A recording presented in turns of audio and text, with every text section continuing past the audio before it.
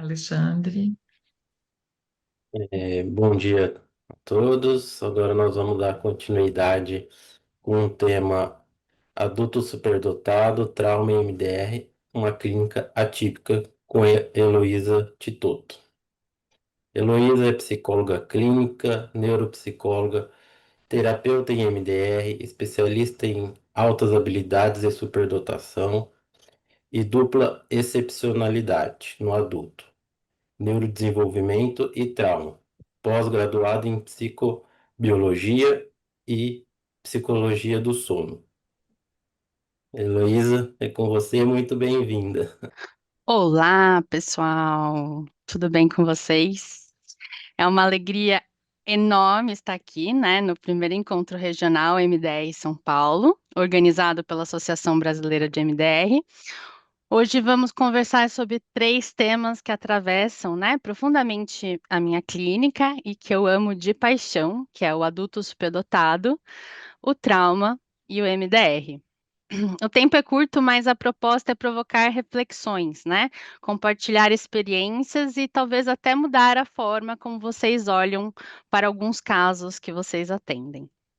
A ideia é que saiam daqui com novas conexões, novos questionamentos e um olhar mais afiado para uma clínica que muitas vezes é invisibilizada. Deixa eu me regular, peraí.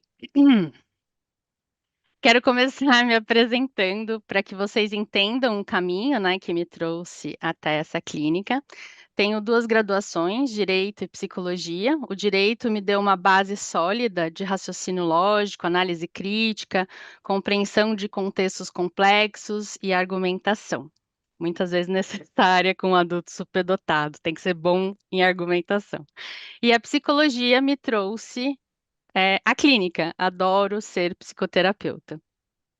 Na minha formação, busquei especializações que refletissem minha atuação.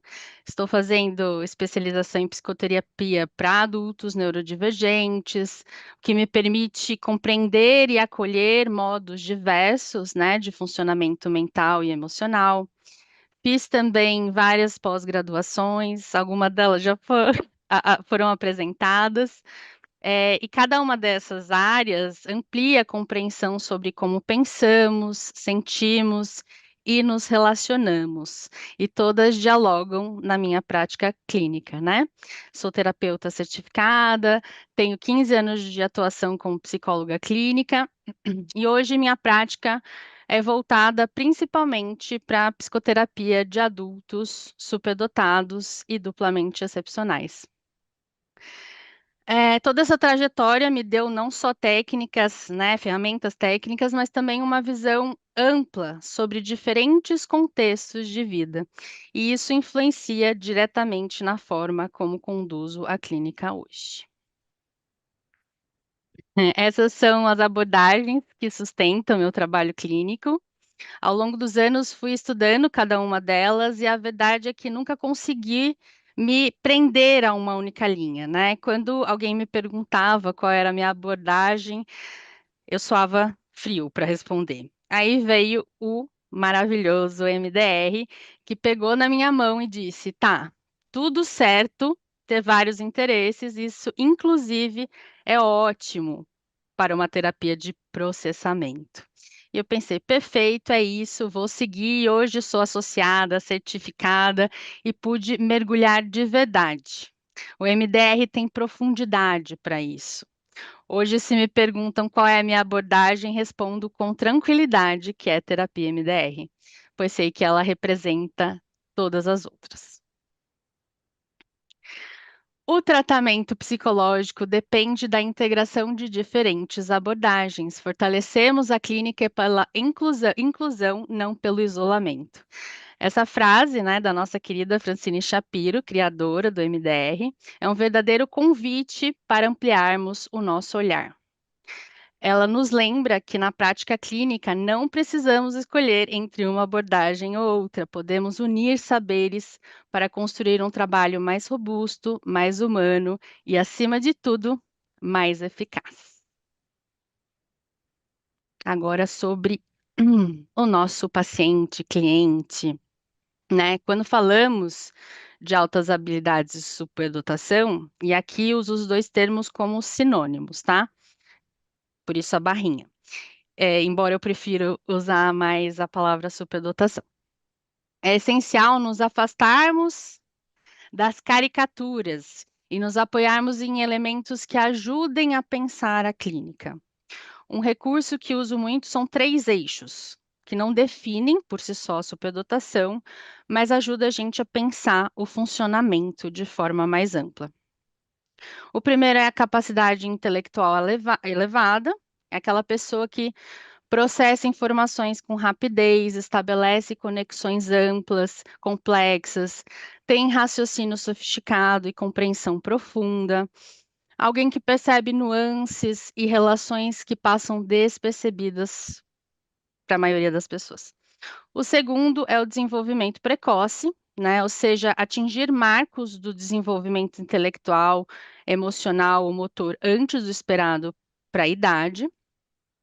O terceiro é o desempenho superior ao esperado para a faixa etária. É diferente do desenvolvimento precoce, né? No desenvolvimento precoce, o destaque está em quando a habilidade aparece, no desempenho superior, o destaque está no nível que a habilidade alcança, mesmo depois que todos já tiveram oportunidade de desenvolver.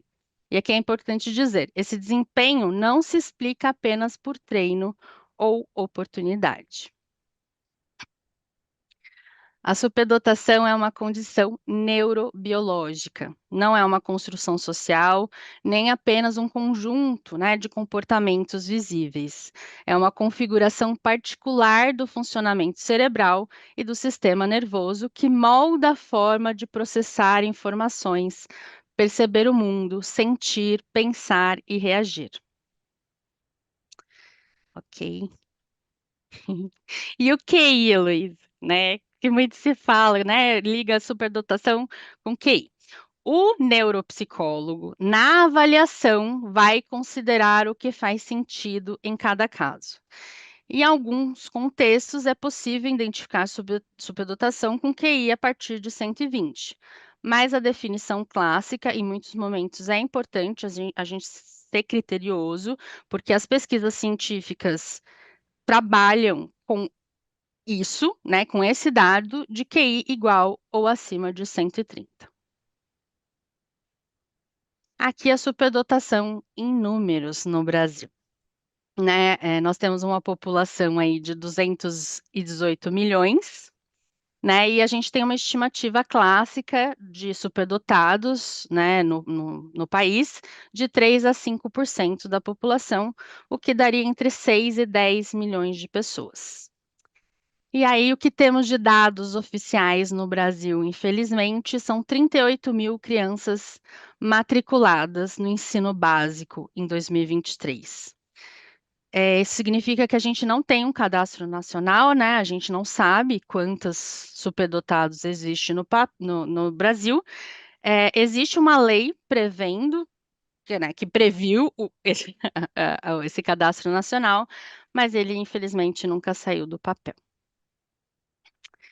Então, e existem consequências, né, da falta de identificação. Esses números que acabamos de ver não são meras curiosidades estatísticas. Eles têm consequências muito concretas. Sem informação, não se constroem políticas públicas eficazes. É como se essas pessoas simplesmente não existissem. Invisíveis para o sistema, ficam também sem acesso ao que realmente precisam. Quando nem o paciente, nem o profissional reconhecem a superdotação, a história de vida perde nuances importantes, essenciais. O sofrimento que ela carrega deixa de ser compreendido e, com frequência, é até invalidado. A ausência de conhecimento técnico sobre espaço, né, abre espaço para distorções, diagnósticos imprecisos, intervenções mal direcionadas, tentativas de ajuda que não ajudam ou que, em alguns casos, chegam a agravar o problema. Isso se soma a uma rede de apoio limitada, né? Poucos profissionais capacitados, poucos espaços preparados, escuta qualificada ainda é muito raro. A frase que está no final deste slide, né, ignorar a superdotação não é neutro, compromete indivíduos e a sociedade. E aí chegamos aos mitos que distorcem a nossa escuta clínica.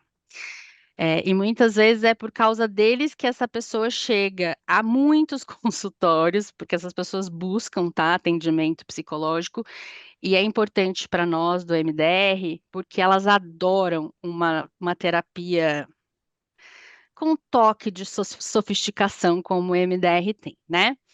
Então, um dos mais persistente é o mito do sucesso garantido, né? Como se alta inteligência fosse sinônimo de vida resolvida, mas na clínica o que encontramos são histórias marcadas por sobrecarga, solidão, hipervigilância e exaustão. Outro mito perigoso é o da autossuficiência, a ideia de que o adulto superdotado não precisa de ajuda porque já compreende tudo sozinho. Essa crença apaga o sofrimento e impede que ele receba acolhimento e compreensão genuínos. Há também julgamentos equivocados, né? Que ele é arrogante, tem transtorno, muitos traumas, é o mimizento. Quando na realidade estamos diante de alguém com pensamento rápido, senso crítico refinado, valores intensos e muitas vezes uma hipersensibilidade difícil de ser percebida ou validada pelos outros. E claro, o velho mito de que superdotação é coisa de criança. Isso reforça a invisibilidade do adulto superdotado e silencia questões essenciais como identidade, carreira, vínculos e saúde mental. Mais uma vez, Shapiro arrasando aqui. Quando o processamento adaptativo de informação, o PAI, flui, a mente encontra caminhos para a cura. Essa frase, né, da Shapiro traduz a essência do que sustenta o MDR, a compreensão de que o nosso cérebro, por natureza, é orientado para a cura. Mas esse fluxo não acontece de forma automática, né, gente? Ele precisa de condições, segurança, vinculação, linguagem, sentido, nananana. É quando esses elementos estão presentes que o processamento adaptativo pode realmente acontecer.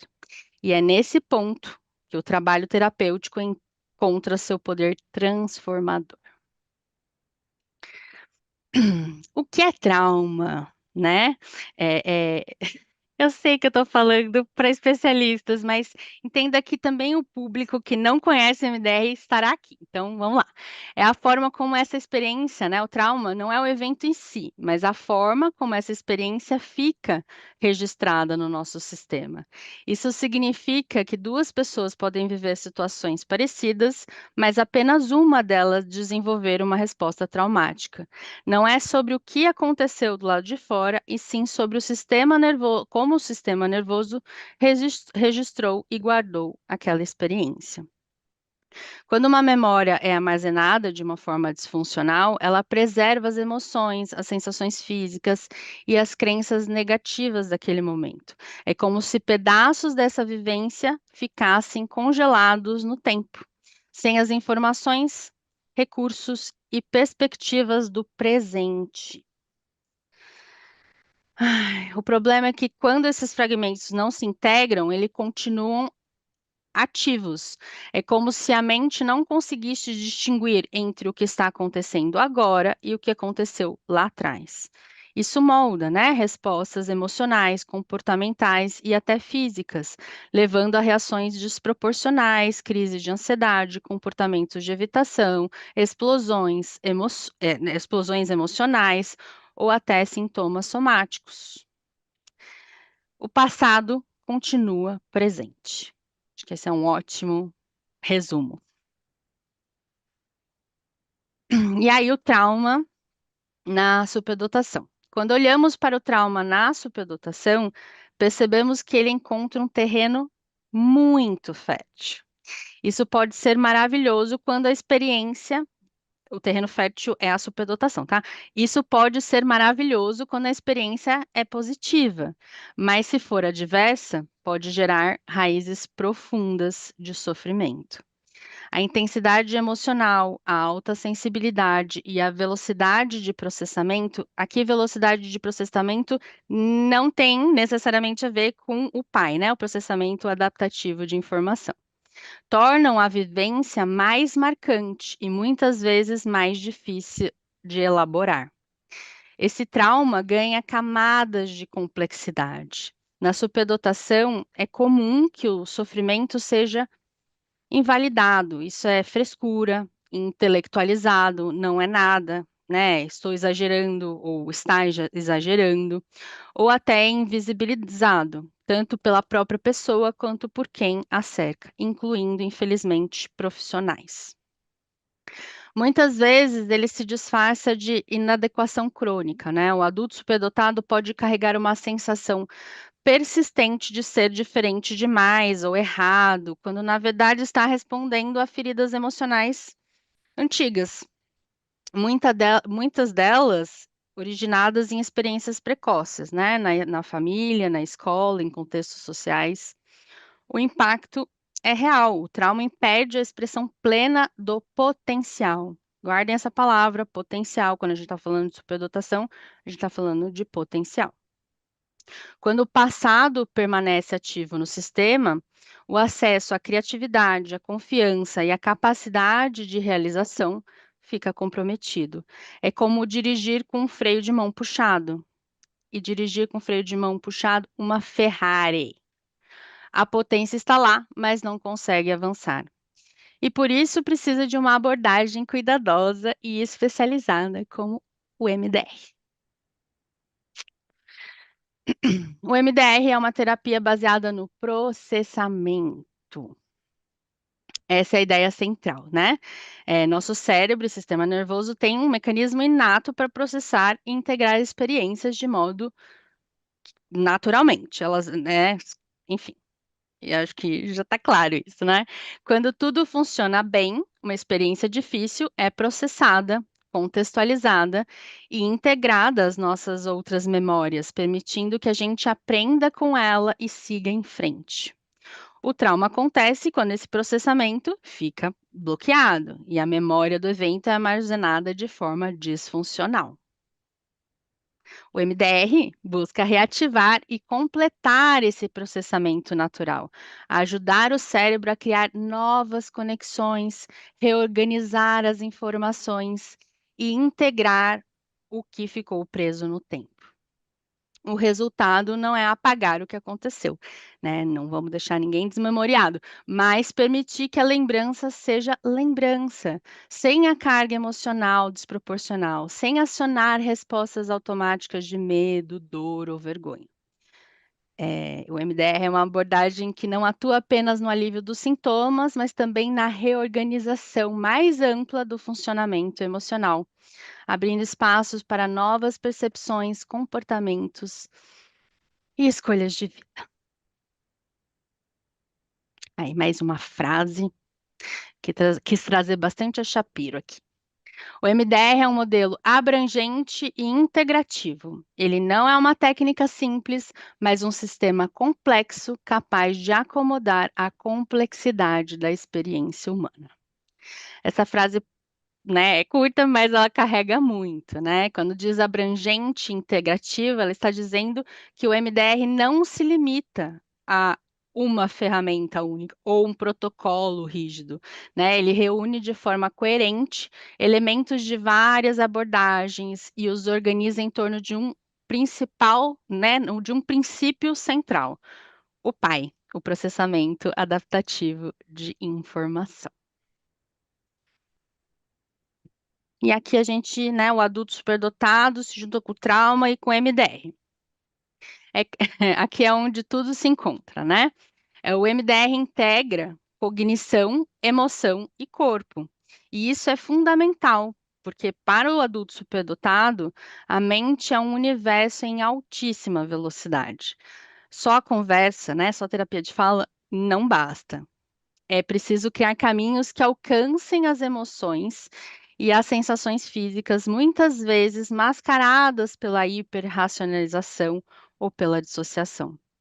Essa abordagem permite acessar experiências muito precoces e traumas muito complexos, né? Sem a necessidade de explicá-las exaustivamente. Em vez de gastar energia descrevendo em detalhes, o superdotado faz muito isso, descreve em detalhes, podemos ir direto à memória congelada e processá-la de forma segura e estruturada. E essa estrutura não é engessada, né? O MDR dispõe de protocolos claros, mas se molda ao ritmo único e às necessidades de cada paciente. Isso é especialmente importante com superdotados que costumam ter um funcionamento muito rápido, intenso e às vezes sobrecarregado. É, E talvez o mais importante, ele preserva o protagonismo e a autonomia do paciente. Aqui o terapeuta não é um condutor autoritário, né? Mas um facilitador, um guia, um parceiro nesse processo de transformação. Por que a clínica do adulto superdotado é atípica? Porque, assim, falando de MDR, parece que cabe muito, né? Que é totalmente típica, mas alguns detalhes fazem a diferença. É importante entender que não vamos ter linearidade nesses atendimentos.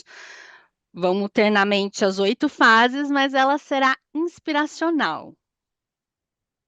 Depois, em uma oportunidade, eu abro mais isso. O superdotado tem um cérebro em alta rotação, então o processamento é intensificado e hiperassociativo. Uma lembrança aciona uma rede inteira de memórias, emoções e significados. Na prática, isso pode acelerar o sofrimento. Também o tratamento, mas temos que tomar cuidado, né? Desde que a gente precisa dosar esse ritmo. Sensibilidade que amplifica muito tudo. O que para outros seria menor pode ser vivido como traumático aqui, né, nessa clínica com superdotado. Não é drama, é fisiologia e história de desenvolvimento. Primeiro validação explícita e contenção refinada. Depois intervenção.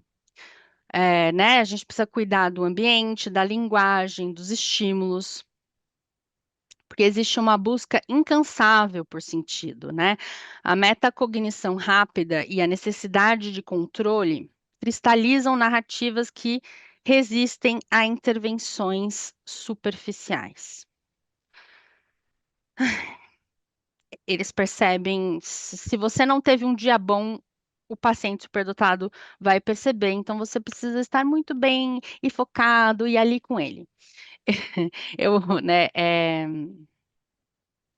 dor que se volta para dentro, né? Muitas vezes ansiedade, depressão e vergonha tóxica podem aparecer como também crises existenciais, né? A gente precisa mapear essas crenças nucleares, né? De inadequação, isolamento, culpa, rastrear marcadores somáticos e acompanhar sinais de colapso ou hiperativação. O cuidado é não patologizar profundidade, né? Tratamos a ferida sem apagar a potência.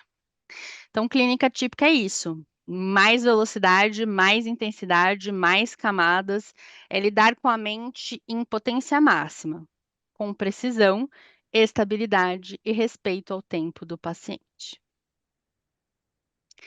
E o que é indispensável na prática clínica com adultos superdotados? Primeiro, é preciso adotar uma escuta especializada, tem que manjar de superdotação, isso ajuda muito. Capaz, né, de captar nuances cognitivas, emocionais e existenciais que não aparecem em atendimentos típicos. Isso significa receber, né, perceber a velocidade de processamento, hiperreflexão, a busca de sentido constante e a intensidade que atravessa cada relato. Também é fundamental validar explicitamente a experiência da superdotação. Para muitos pacientes, essa pode ser a primeira vez que alguém reconhece sua forma de existir, né? Esse perfil. Essa validação rompe com anos, às vezes décadas, de invalidação e ajuda a construir autoestima e uma identidade mais integrada. Outro ponto é abordar o desenvolvimento da identidade de forma contínua e fluida, acompanhando conflitos identitários, sensação de inadequação e a oscilação entre grandiosidade e inferioridade que podem aparecer. Lembra lá no slide que eu falei sobre arrogância? Então, gente, o superdotado, ele vai ser visto como arrogante, mas a coisa que ele menos é arrogante, tem questões de mais inferioridade do que de grandiosidade. Não podemos esquecer de trabalhar, então, o perfeccionismo e a autocobrança, que costumam ser motores, né, de realização, mas também fontes significativas de sofrimento. Além disso, é indispensável explorar temas existenciais, sem patologizá-los, né? Porque não é que ele fala sobre uma coisa que aquilo é tido para ele como algo é, como uma verdade absoluta. Às vezes ele só está refletindo ideias. E, por fim, estabelecer uma forte aliança terapêutica. O vínculo é muito importante, onde a confiança e a liberdade de expressão intelectual sejam prioridades. Né? Eles precisam de um espaço onde eles possam mostrar o quanto eles são foda. O vínculo precisa incorporar tanto a sensibilidade quanto o alto nível cognitivo desse paciente. É essa combinação que cria um espaço seguro para mudanças profundas. Como sabemos que a terapia está funcionando? No adulto superdotado, os sinais aparecem com muita nitidez. Não é linear nem mágico, mas há marcos claros de mudança. Do caos interno, a integração, né? O ruído mental diminui, pensamentos antes fragmentados começam a se organizar em sequência, a pessoa consegue contar a própria história sem se perder, a memória difícil deixa de ser gatilho onipresente e vira lembrança contextualizada, menos imagens intrusivas, menos aceleração corporal, mais capacidade de pausar e escolher. No cotidiano, isso aparece como decisões menos paralisadas, menos sobrecarga por hiperassociação, mais foco sustentado. Clinicamente, notamos maior janela de tolerância, menos necessidade de interromper para estabilizar, e a experiência passa do registro emocional bruto para um registro mais integrado. Dá vergonha ao pertencimento. A narrativa tem algo errado comigo, vai se transformando em eu sou diferente e isso tem valor. A pessoa passa a ocupar a própria singularidade sem precisar se esconder ou pedir desculpas por existir. Comportamentos mudam. Pede ajuda sem colapsar, ajusta padrões perfeccionista, aceita o suficientemente bom, expõe ideias, procura pares, seleciona melhor os contextos, menos camaleão, mais fronteiras claras. O corpo acompanha, menos encolhimento e evitação social, mais contato visual, mais presença. Clinicamente, vemos aumento consistente de autocompaixão, redução de autocrítica tóxica e maior coerência entre valores e escolhas. Do medo à confiança. Clinicamente, a crença positiva ganha corpo. Posso escolher, sou capaz, e vemos generalização. Aquilo que mudou em um alvo começa a aparecer em áreas da vida que não foram trabalhadas diretamente. Então, expande. Resumindo, a luz não vem do nada, ela vem quando o sistema volta a integrar. Às vezes parece um segundo sol chegando, mas é a própria pessoa recuperando a sua potência. E termino minha fala hoje dizendo quando a intensidade encontra a ciência da integração e a coragem do vínculo, nasce a possibilidade de ver florescer. E é muito lindo ver superdotado florescendo. A clínica, né, com adultos superdotados, especialmente quando o trauma está presente, nos lembra que o trabalho terapêutico não é apenas sobre reduzir sintomas, é sobre abrir espaço para que o potencial e a singularidade deixem de ser peso e passem a ser fonte de vida. É sobre integrar camadas cognitivas, emocionais, somáticas e permitir que a pessoa se sinta inteira dentro de si mesma. Hoje, né, tentei simplificar o que é por natureza complexo, MDR, trauma, superdotação, e espero que tenha feito sentido, né? Se a clínica parecer muito mais densa do que o habitual para vocês, suspeite dessa neurodivergência, a superdotação, tá? Encaminhe para uma avaliação neuropsicológica, amplie o olhar, né? Fale comigo, não hesite em me procurar, eu estou aqui para ajudar, essa população. Se houver dúvidas sobre alguma coisa, né, se faltar clareza no manejo, fale comigo, né, a troca entre nós é muito importante. Agradeço profundamente a atenção de cada um de vocês, foi uma alegria, né, compartilhar este espaço. Espero encontrar vocês em Foz do Iguaçu, né, no Congresso Brasileiro de MDR, e que possamos seguir muito bem. Muito obrigada. Ei, Heloísa, Obrigado, Heloísa. muito Obrigado por lindo. compartilhar. Muito lindo. Obrigada.